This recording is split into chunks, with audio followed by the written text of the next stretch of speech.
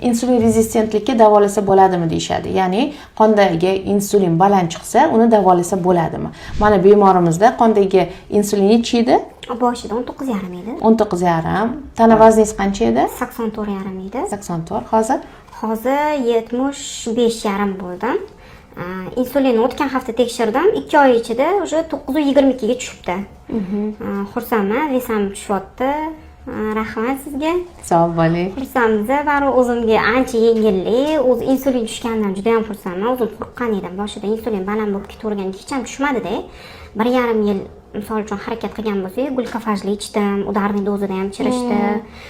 Menga to'g'ri kelmadi, pobochkalari bo'ldi. Chunki keyin oxiri iloji yo'q, o'zingizga kelib murojaat qilib, yo'q, xudoga shukr 2 oyda mana o'sha shunchalik rezultat bo'ldi. Xursandman, sog' bo'ling. Insulinlaringiz oshmasin, qatli diabet bo'lib qolmang, sog' bo'lib yuring. Rahmat, hali keliraman, hali baribir.